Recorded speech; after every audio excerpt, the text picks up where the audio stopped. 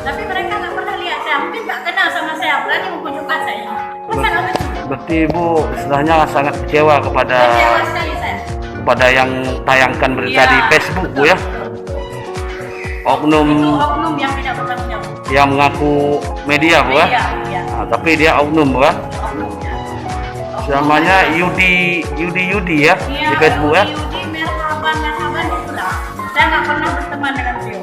Nah, nggak pernah kenal pun sama sekali dan juga nggak pernah datang ke sekolah langsung dengan jumpa dengan saya. Jadi Kalau misalnya dibutuhkan saya begini kerja kepala sekolah itu saya terima.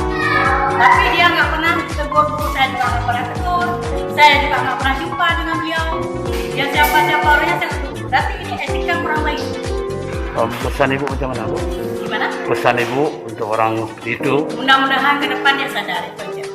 Kita nggak akan bilang kejelekan orang, kita juga sama-sama manusia. Namanya manusia kan punya kesalahan. Ya betul. Nggak mungkin sempurna. Kalau sempurna itu malaikat, bukan kita, bukan saya, bukan saya orangnya. Mudah-mudahan orang itu yang telah berbuat jahat ke saya bisa diampunkan oleh Allah, bisa terang masa depannya. Nggak cuma menunjukkan orang-orang ini pelajaran bagi kedepannya kepala sekolah yang lain. Ya, khususnya kepala sekolah. Dia bilang kepala sekolah perempuan bukan pemimpin perempuan. Macam mana Itu pemimpin? kan bukan itu kan bukan hak dia yang mengatur. itu kan imam, Bu, maksudnya bukan pada sekolah. Imam boleh laki-laki, tapi kepala sekolah sekarang kan bukan lagi zaman dulu.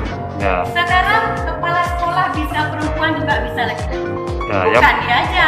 yang penting mampu memimpin. Mudah-mudahan jadi pelajaran ke depan bagi kepala sekolah-sekolah yang lain. Dengan datangnya kawan-kawan dari media, kami juga berterima kasih sudah melihat langsung bagaimana kondisi sekolah kami saat ini yang dipaparkan yang kurang etika lah kita bilang, tapi kurang